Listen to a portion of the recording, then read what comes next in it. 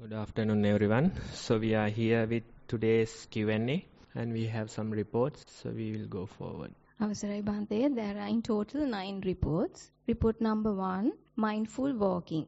Primary object was observing under the left foot and the right foot gently touching the floor like a sticker getting stuck on the surface. And it feels like mind is getting impermanent with every touch.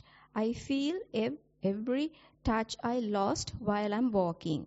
It's an endless process, and like computer software works according to the command which wrote in the flow chart. Mindful sitting. Primary object was the breath waves, which touched the corner of the nose after observations. The thickness of the waves got lost. Finally, the sense of breath waves disappeared, but the rhythm was still remaining.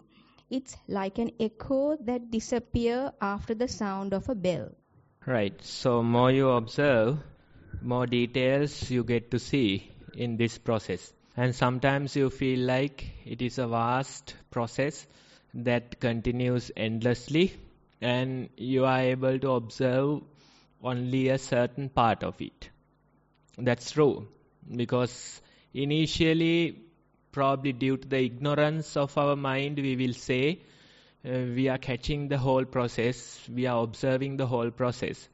But when you get closer and closer, when your attention improves, you realize that most of it maybe we are missing, but still we are able to observe a certain part of it. It's like a continuous process, endless process that continues. And that process you are able to observe a certain part of it. And this is the very idea of ignorance versus knowledge, otherwise light versus darkness. There is a whole lot of darkness, but at least due to the certain light that you have developed, you are seeing how vast the ignorance or the darkness is. That very observation is there. That very observation is the knowledge that we get or the wisdom we get in this process, that we are seeing how much of it we are missing, how vast this whole process is. So that partial knowing is enough. You don't have to catch the entire thing. Instead, compared to earlier, you know this much of space or this much of amount I am catching. Certain parts are still missing. The large part is still missing. But that's okay. That's okay. We simply know that the scale of the darkness we know. The scale of the ignorance we know. There's this graphical representation. There's a vast space, and in the middle of the space there is a candle light. Candle will light only a certain area. Compared to that vast space, candle light is very smaller. But still, compared to that dark space, when you have a light, you can see how vast the darkness is. Due to the light, you are able to see. Due to the light, you see comparatively, this amount is lighted, this amount is dark. That very understanding comes in the practice. So you are starting to get it, you are starting to see it. That's good. Continue and observe more and more. Report number 2, sitting and walking meditation.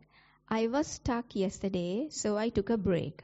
After Dhamma talk, I got some clarity and was able to pick up myself from where I was stuck. I am able to separate myself from my thoughts. I am able to observe my mind with my thoughts. Today in sitting meditation, I was able to see my mind and my thoughts separately. Before they were on the same side as one, but now I see them separately. Some of my difficult thoughts come with strong chatter or commentary. With these situations, engage my mind actively. I am also lost in awareness when this happens.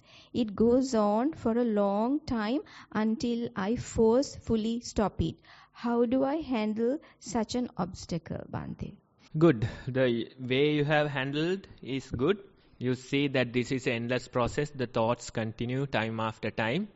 But that's probably few days of observation, no? But when you continue for some time, you realize there is an end to it. Now you feel like that you have to forcefully stop. Forcefully stop. Until that point, the thoughts will continue. These dark thoughts, certain past memories, they come and go. But gradually, when you keep practicing for a while, you realize that there is an end. That promise is there, that assurance is there. We have to practice long enough. That's the very idea. So allow this process to happen, and whenever you feel like enough, you can stop it. Forcefully bring your attention to the object. But again, after a while, the process continues. So when it continues, you face it, and day by day, you realize, although it feels like there is no end, initially you feel like that, but when you continue for a while, you realize there is an end. That assurance is there, and that's the promise that's given in the practice. So you have to continue long enough when it comes to these things. Most people, they practice for a certain period and they give up. They say the practice didn't work for them. But what happened was, they didn't continue long enough. That's the very idea. Even things like anger or lust, these things, it feels like the basic requirements for survival. That's true. With those things only we are surviving. That is the whole process of survival that's in us. So these things, initially you feel like you can't even touch them. You can't even change it a little. There's no end to them. That's how you feel. But when you practice for a while, you realize after maybe few months, few years, there's a certain reduction or losing of power you can observe. The anger still comes, but there is less energy in that anger. It won't be able to, take over your control like it used to do. So maybe you have to continue for many years in order to see that. But if you continue long enough, there is always an end to whatever the things that you are feeling or observing now. Right? So you have to continue long enough. That's the very idea. I remember one of the Poya days, couple of months ago, one person came after me after a Dhamma talk or something, and he was asking for a private meeting, and while talking to me, he was saying that he suffers with anger. So this person came from Gaul for the very first time into a retreat, and he is asking a solution to anger. Right? So what to do? I told him that topic we will leave it aside for now. You simply continue for a while. You come to few retreats like these, and you try to be residential one day.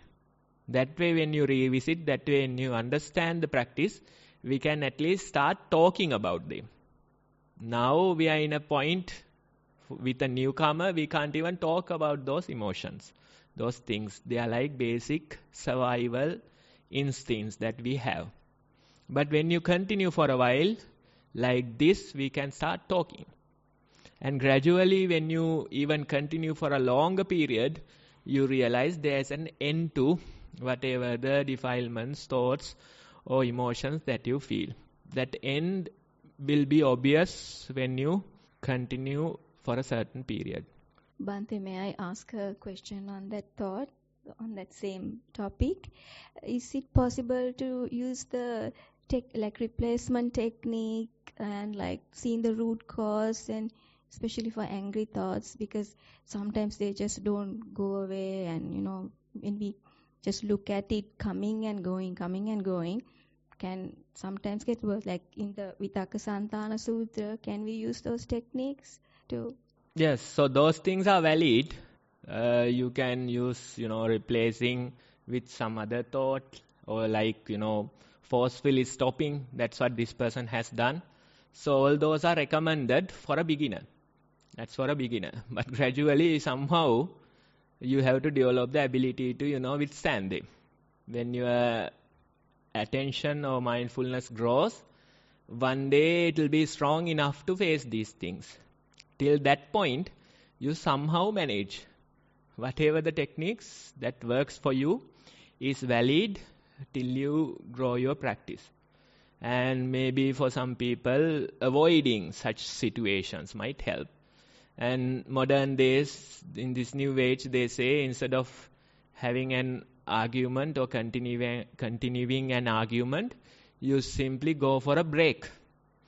Drink cup of coffee and come back, probably after 45 or so minutes, right? So taking a break from those situations, those things can help, and we might have different techniques to handle them.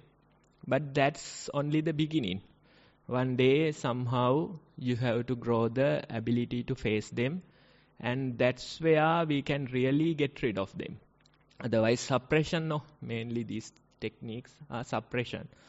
Replacing it with some other thought or forcefully avoiding it, those things are more like suppression. But gradually, you develop, you can use whatever the techniques that works for you.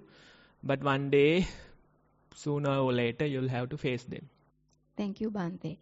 Report number 3. Sitting meditation. Watch the in-breath and out-breath at the nostril. After a while, only in-breath was noticed, and thereafter breath was not felt at all. I watched a still and empty space in front of me. Thoughts would come and go, but there was no storyline. After a while, I felt I was stuck in the meditation as no progress onwards could be seen. Unpleasant sensation. Please advise, Bhante.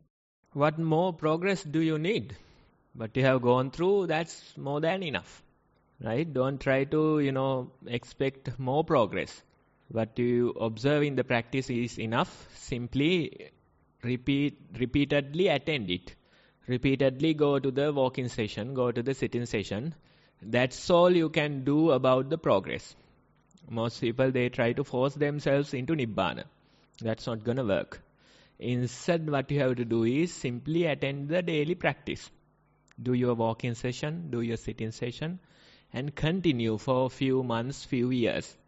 And when you do that, when you do your part, then gradually you realize the practice grows.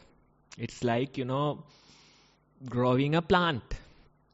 Yes, you plant it, you water it, you make sure that there is necessary sunlight. All those things you can do. But that's limited part that you can do. The rest, you have to simply leave it to grow. That is the very idea. So every day you go and see whether the plant has grown. No point. No point. What you do is, daily you do your part, you let it be.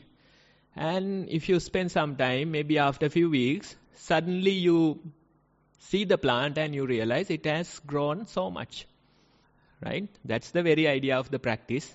It's like growing a plant. What you can do is simply do your daily walking, sitting, and try to approach your day-to-day things mindfully and continue for a while. Let the time pass. And gradually the practice grows and you realize you have improved a lot. It will come after a few months, few weeks. It comes as a sudden kind of insight. Some incident happens and you realize I used to react in a different way to these situations, but I have reacted more calmly today, more peacefully today. That type of a realization or insight comes maybe after weeks or months even. Till that point, you simply have to keep supporting your practice with the walking, sitting and daily mindful approach. Report number 4. When I return home after retreats, I become louder and talkative.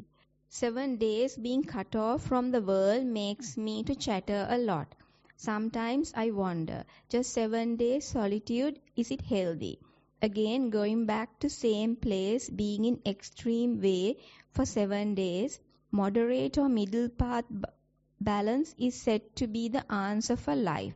So I question myself on retreats. Is it good to completely be disconnected from the world for 7 days? Looking forward to your guidance, Bhante. Yes, I can see the signs of retreat ending. Now the faces are more pleasant, and tomorrow it will be even more pleasant, right?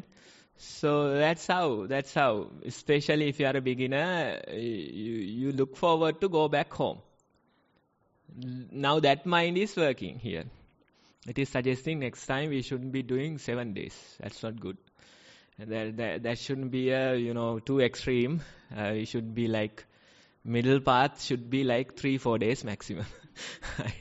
So natural. That's okay. You go home, take a break, probably talk a lot for a few days. Then after that initial party time, again your mind settles and come back to the usual way of thinking. And maybe after a few months you can come for another retreat. 10 days maybe. Right? So that way you have to continue this practice. 7 days is minimum that you can do. Because when you come for a retreat, it takes 2 days for your mind to settle down. Then last 2 days this happens. Right? So only in the middle, probably like 3 days in the middle, you get a certain level of peacefulness in your mind for the practice. So that's how it works. So go home. It's okay to take a break, talk, be in your usual ways. But again, after some time, even your mind will suggest that we should go and do a retreat once again. That way only you can continue. There's no such middle way about refusing a 7-day retreat. That's not the way. Instead, probably like next time, try 10 days. Maybe after that, try 1 month.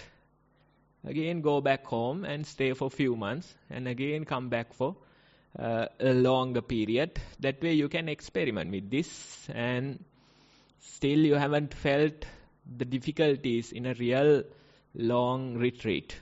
Maybe if you spend for like 3 months or so, then you really start to see how this mind works. So these things are coming and going. Certain days you feel peaceful, next day it is cursing everyone. That's how it works. So as a beginner, it's okay to start like this, and it's okay to take a break from this and do your usual things. And after couple of months or so, you can revisit this and see how you are doing when you come for the second time. Report number 5. Dear Bhante, I've been practicing mindfulness for about 4 years. For a few months, I'm experiencing vibrations, kampana chanchala, in my sittings at the beginning, and then come to a state just as water. No taste at all, neither good nor bad. Hard to be in this state for long, and it's boring. Then thoughts, encroach thoughts, and tranquility happens again and again. In walking, I hardly walk straight. Instead, I go either zigzag or get thrown away from the mat. My question is how to have sampajana in all these movements plus in day-to-day activities. Bhante, kindly explain with an example. Yes, sampajana you already have. That's why you can write such a report. That's why the breath becomes a vibration. Yes, this change happens. You feel like now it's the vibrations. But what happens is that earlier you observed a solid breath. Now the breath has broken into pieces and it feels like a vibration. So if you have gone through that process, you already have sampajanya that you are looking for. It says that you are on a horse and you are asking where is the horse. Right? That type of attitude. So that's okay. In our practice, it doesn't come with a signpost saying I am sampajanya. That's not gonna happen. Instead, while you develop it, it is the question in mind that creates this difficulty. So your practice has grown. What you experience is perfect. What you have to do is simply continue this process for maybe 40 more years. You have continued for 4 years now. 40 more years, you can try. What else to do? This is the best thing to do, and this is the only thing to do in this world. All the other things we do to support this. That's all. Buddha says this is your priority. There is no other priority. Buddha says this has the lowest opportunity cost. There is nothing better to do in this life, right? So why not try to take up 40 years instead of 4? Simply continue. And Thero has done probably I think 40 years or so. Yes, still he practices, continues preaching Dhamma. So same process. We are also traveling. We might be so many years behind, but still we also have to go through the same process. That's the very idea. So practice is perfect. It's the doubting question in mind that ruins it. So you simply has to continue for many more years to come. Bhante, the zigzag. Yes, that's also vibrations. That's also the same thing in the walking. So allow the zigzag walk. You are not intentionally doing it now. And one day you will fall down, hit your head, and the problems are over. Yes? So it's the same process. In the sitting you feel the vibrations. In the walking, same happens, and it appears in different form or shape. Like you can't walk straight, right? That's fine. The body walks whatever the way it is comfortable. Allow that to happen and continue. Report number 6. Walking meditation. Primary object, observing the movements of the foot. Started to walk after knowing the standing posture. Initially observed the disappearing of the racing foot part by part as a wave.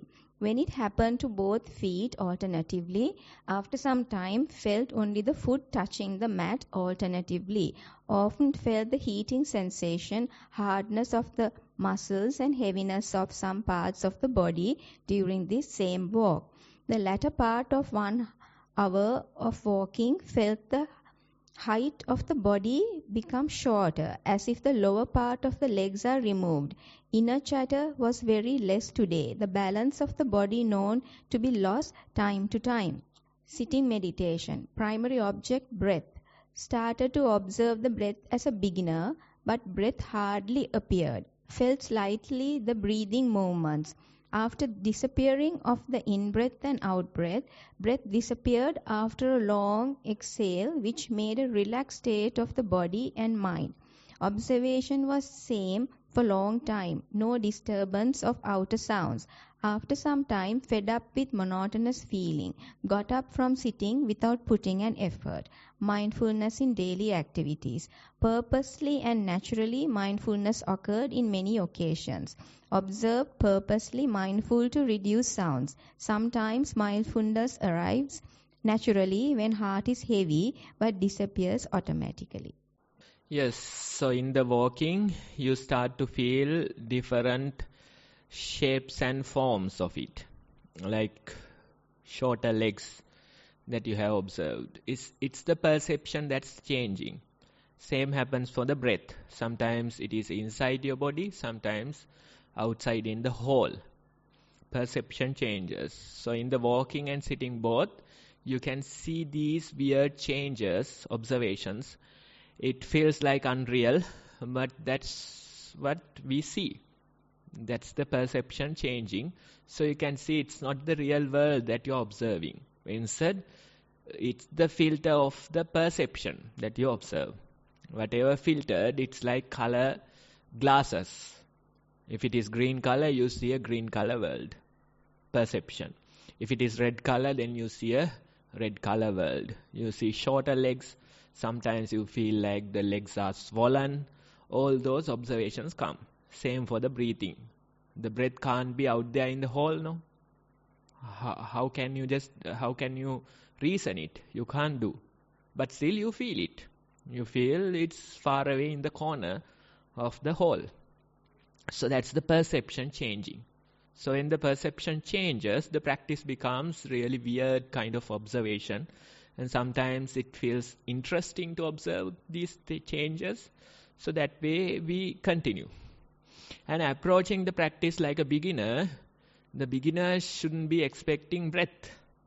Right? It's your previous experience that you are expecting breath to appear. Instead, you sit like a beginner, whatever comes, you welcome it.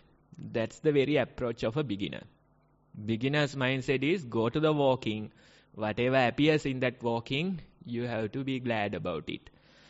Sit in the meditation. Whatever appears in that session, you have to welcome it. That's the very approach of beginner's mind. And I think most of you can develop it. Now we have seen so many reports. You are little by little accepting that nature. Some of you might be still fighting to have a certain experience, but when you continue for a while, gradually you become open to whatever the experience that comes. That's the very idea of a beginner's mindset. Not expecting certain things. That's not the way. Not expecting certain experiences. That's not the way. Instead, you go, sit. Whatever comes in that particular sitting session, that's your best meditation. Go into a walking session. Whatever comes in that particular walking session, that's your best meditation. That's the very idea of a beginner's mindset. Report number 7. Venerable Bhante, is it normal to feel that the body is a heavy burden? Do children feel the suffering of the body? Is it right to think that if I can't attain Nibbana in this life, it is better to be born into the Deva world and continue to meditate? The body is an unspeakable burden. Yes, body becomes so much of a burden because of the baggage in your mind. That's the very idea. Otherwise, when you practice, you realize the body becomes even lighter. It feels like that the gravity has reduced, something like that you experience. You weigh the same amount as you used to do, but still you experience the body is lighter. So, due to the burden of your mind, the body becomes heavy and you can complain like this. But when you improve your practice, you realize the mind becomes lighter and lighter. As a result, even the body becomes lighter.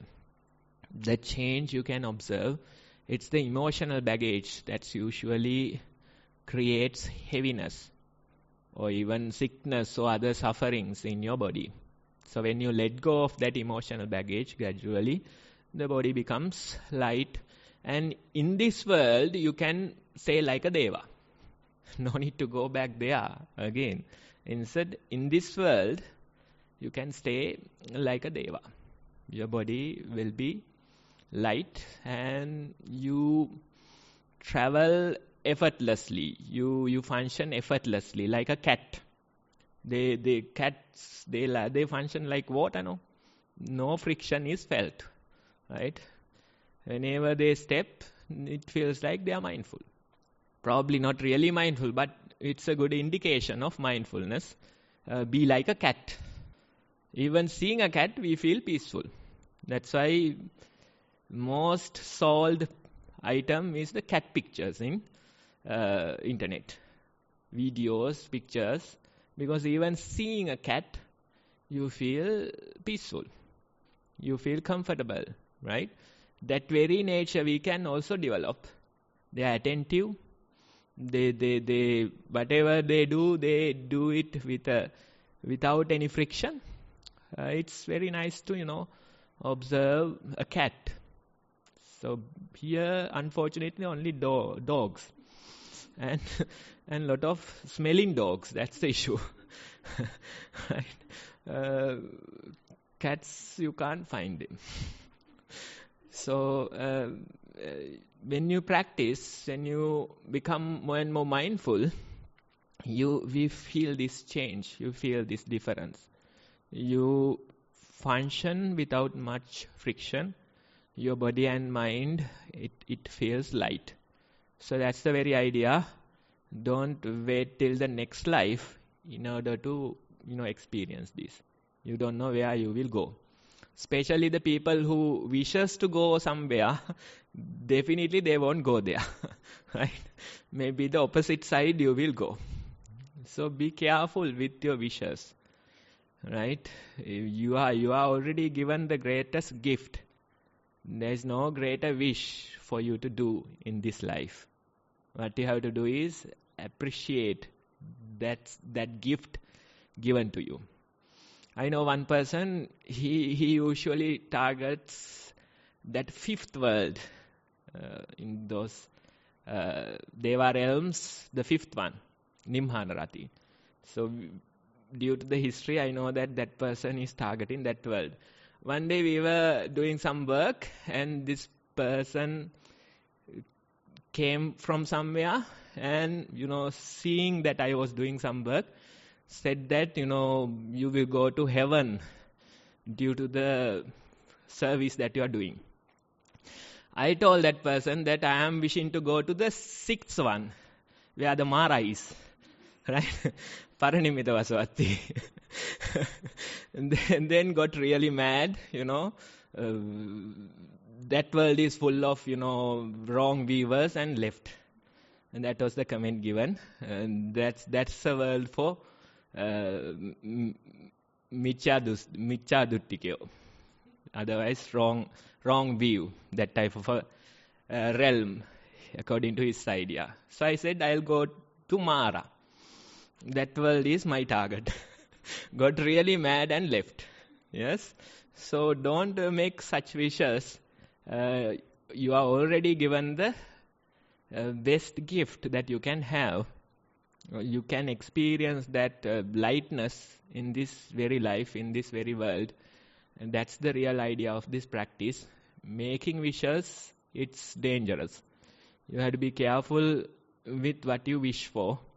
Especially if you have such targets, then greed works. Greed to go there.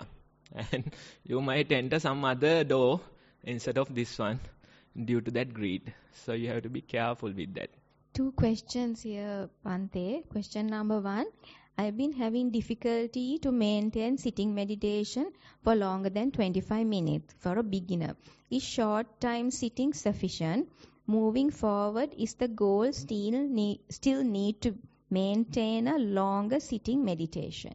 Yes, you can approach it the way that works for you. You can initially sit for shorter periods and gradually try to improve it. But how to improve? That's the question. No, if you keep getting up every 25 minutes, how can you stay longer? That's the question that you have to answer. Probably you will approach it with some yoga exercises, flexibility exercises. Then that's the solution that you have. Otherwise, some people, they simply stay through the pain. And due to that, they become comfortable after a while. So you have to figure out your own way. What we recommend is sitting for 1 hour. That's a fair length. If you can adjust, to be there for 1 hour walking and 1 hour sitting, I think that's fair enough. That's good enough, right? So that's the very idea. Try to see how you can move towards that. Question number 2.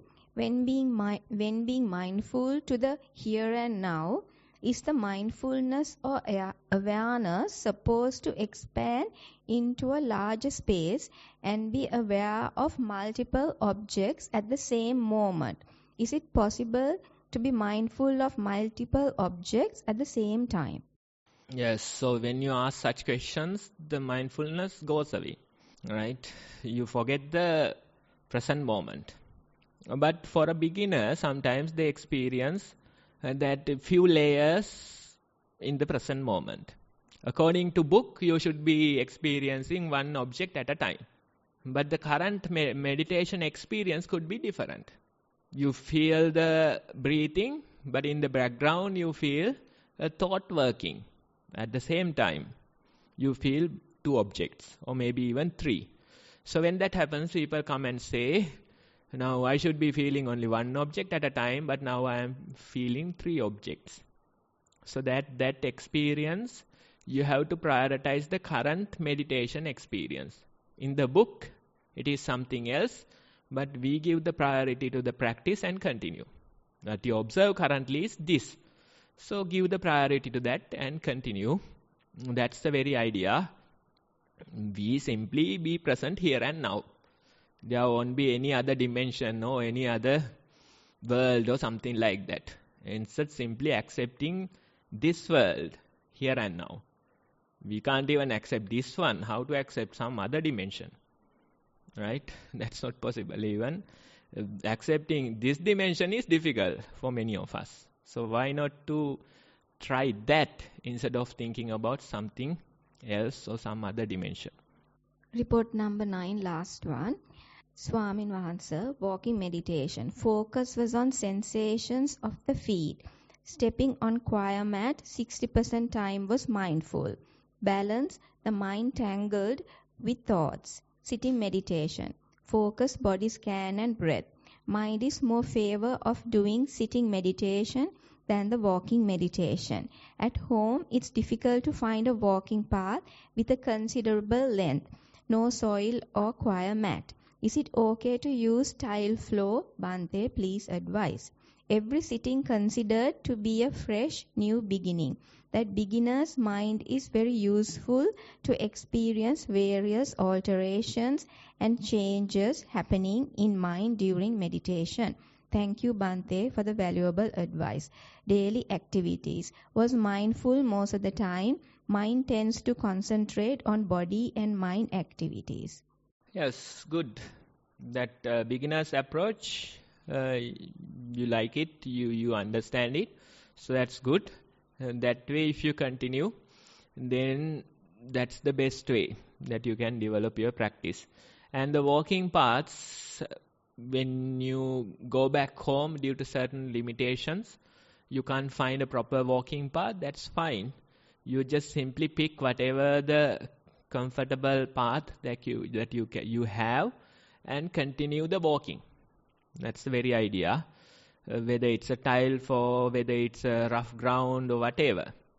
Whatever the comfortable place that you find, you can simply continue the walking. That's the very idea. You might not feel these sensations prominently on a tiled floor, but that's okay. That's okay. Wherever you have that opportunity, you simply continue. Whether it's a tiled floor, whether it's some other place, that's fine. What's important is to simply continue this. Continue a walking session daily. Continue a sitting session daily. That's the very idea. Now, even remember yesterday I went to that hospital and they had this very nice space where they can do the walking. But nobody has used it for such a purpose earlier. So these nurses and doctors, they were probably like 20 people. They were walking here. All the patients, they were confused. They forgot their illnesses and they were watching what is happening here. Right? So, lot of confusion in the faces of the patients. This is not how they behave usually, They run here and there. They talk so much. That's the usual behavior of such a crowded, busy place. But now, calmly walking, the whole staff. So all the patients, they had a real confusion in their faces, trying to figure this out, what is happening. Probably they thought maybe one of the staff members has passed away or something like that. Because no other explanation is there. These people not talking, looking at the ground, not walking so fast. What other explanation? So it's a very nice sight. I was enjoying in my mind, see the faces of the patients. They are confused. The staff, they behave in a total new way. So if you are interested, then you can find many places to do the practice. That's the very idea. Even on a busy road, while walking to a certain destination, you can simply be mindful. Don't try to only focus your attention on the feet. That's a good way to get killed. No. Instead, we have a certain level of awareness as we simply continue our journey. So when you are interested in the practice, you find there are so many places that will support your practice. So many activities that will support your practice. That's the very idea. I remember one person, that person was saying, every day for 45 minutes I am traveling in a bus seated. So that's my sitting session for day. Bus is crowded, so noisy. But among all the chaos, I am able to observe the breath. So every day for 45 minutes, this person is doing a sitting session in the bus. And you can use the earbuds and plug them, and people will think that you are listening to something. But the earbuds are muted. No music. Instead, you simply listen to the inner music. That's the very idea. So if you are interested, I am saying once again, if you are interested, you can find many opportunities, many places for your practice. It doesn't matter whether it's a tile floor, whether it's a sandy floor. It doesn't matter. Wherever you get a chance, simply continue the practice. That's what's important. Done. Yes, so we have about 1 hour. So we will go into a walk-in session, and 2:45 we'll gather here for the daily group sitting.